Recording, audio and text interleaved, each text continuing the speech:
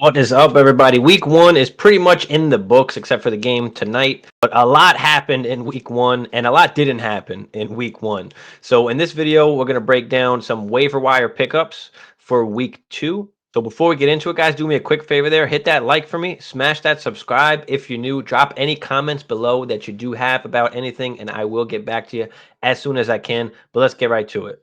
So we'll start at wide receiver, and the first guy on this list is going to be no other than PUKA Nacua. 10 for 119 on 15 targets. He looked like the Cooper Kupp, basically, of this offense. It looks like Puka Nacua just kind of steps right into that role.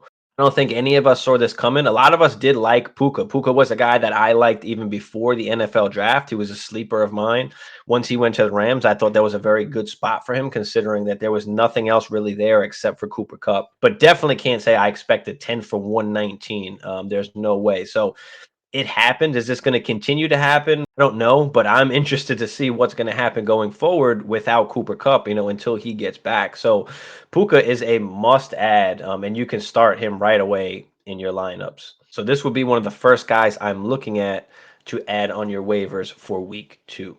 Staying at wide receiver, the next guy we have is Rashid Shaheed, 5 for 89 on 6 targets with the touchdown, 17.8 a reception. Big game for Shaheed. So Shaheed, a very good pickup for this week going into week two and on for the rest of the season. Michael Thomas is a little bit older. I've been off on Michael Thomas just with the injuries and the age. Is there a possibility he stays healthy the whole season? Yes, but is there also a possibility that he doesn't? Yes, and that will put Rashid Shaheed right in the driver's seat. So add Shaheed to your rosters for week two. Next wide receiver you should be able to pick up with waivers is going to be Kendrick Bourne, 6 for 64 on 11 targets, 2 touchdowns. Devontae Parker injured, did not play in this game, so Kendrick Bourne was kind of the only wide receiver really that did anything. Demario Douglas had 4 for 40 off of 7 targets. Juju 4 for 33 off of 7 targets. And as long as Devontae Parker is out, Kendrick Bourne is possibly the #1 wide receiver on this team. Staying at wide receiver again, we're going to go to the Houston Texans. And this could be a combination of two guys, of Nico Collins and Robert Woods.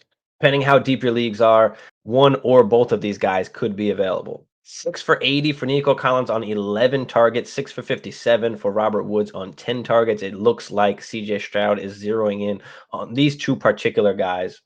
And as long as they stay healthy, I can see that continuing going forward. A young QB can rely on an older veteran guy like Robert Woods down underneath, and then you've got the bigger X wide receiver, Nico Collins, on the outside there. So pick up either or of these guys on the waiver wire for week two. Next guy, another wide receiver, is going to be Rashee Rice. This one, he wasn't very involved, but the plays that he was involved in, he did well. 3 for 29 with a touchdown on 5 targets. Looked like he was in on those goal line packages. Sky Moore, Kadarius Toney did not play well. Is there a chance that Rashee Rice gets some more playing time going forward? I'm not ready to start him yet, but he's a guy that you can stash on your benches. And hopefully, as the season continues, he's a guy that gets some more work in that offense with Patrick Mahomes. The last wide receiver on this list for waiver wire pickups for week two is going to be Calvin Austin of the Pittsburgh Steelers. Finishes the game with 6 for 37 on 6 targets. So it looked like they were trying to get the ball in his hands so he can make something happen. Deontay Johnson did go down in this game.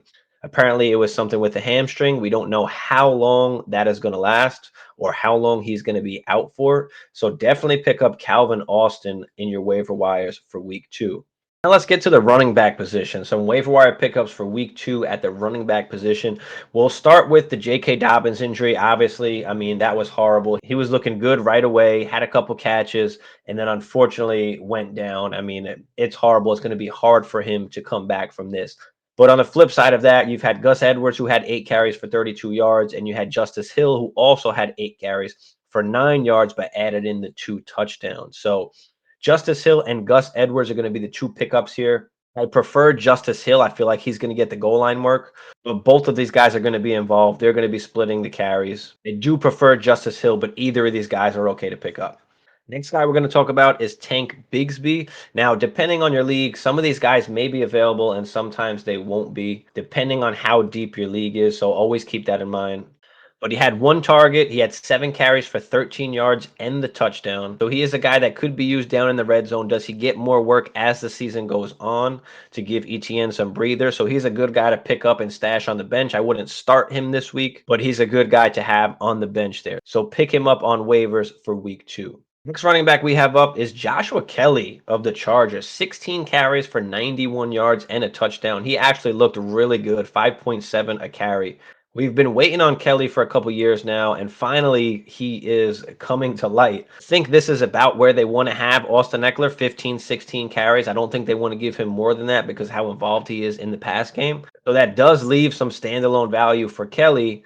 So pick him up off waivers for week 2. Another running back to pick up off of waivers for week 2 is going to be Kenneth Gainwell, Philadelphia Eagles. 14 for 54. Also had 4 for 20 in the receiving game. DeAndre Swift did not get a lot of burn at all. Neither did Boston Scott. Rashard Penny was a healthy scratch. So it looks like the Eagles are going to go with Gainwell here as kind of their main guy. And he may or may not be available in some leagues. Just depends how deep the league is. But if he is available, he is a good option to pick up. Next running back up, we got ROSCHON Johnson, which is one of my favorite pickups for this week. 5 carries for 20 yards and a touchdown, and then 6 for 35 through the air on 7 targets. So that was really, really good to see that ROSCHON Johnson was involved in the pass game like that.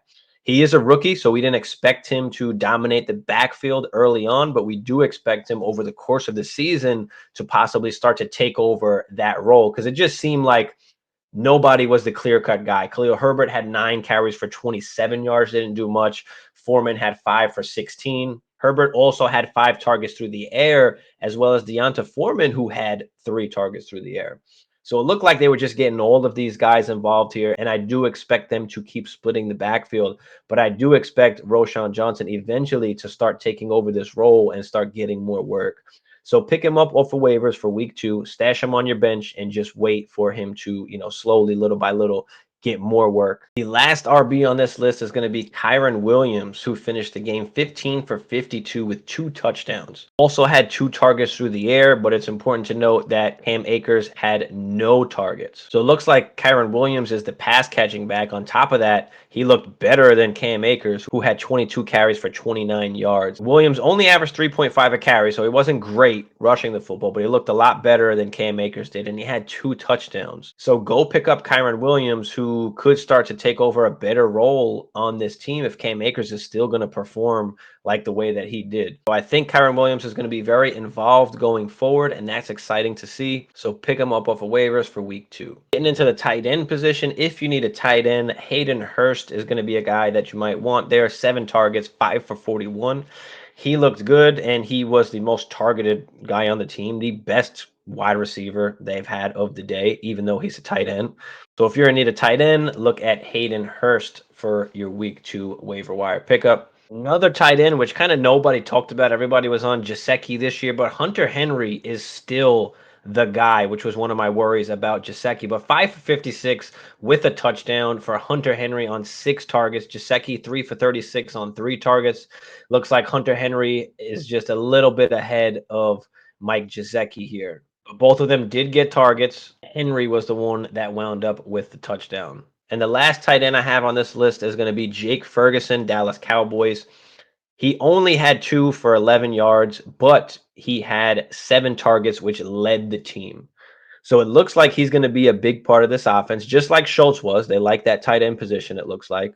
So I think going forward, Jake Ferguson is going to be a really good tight end to play. So if you need one, go out and grab Ferguson. All right, guys, that's going to wrap it up for this video. Appreciate all you guys for tuning in. Guys, remember that depending how deep your leagues are, some of these guys might be available. Some of these guys might not be available, okay? But drop any question that you have in the comments. If some of these guys are not available, if you're in a deeper league, I can give you some deeper insight. Just drop a comment below and I'll get back to you as quick as I can. But again, thanks guys for tuning in. Smash that like for me. Smash that subscribe if you're new and you enjoyed this content.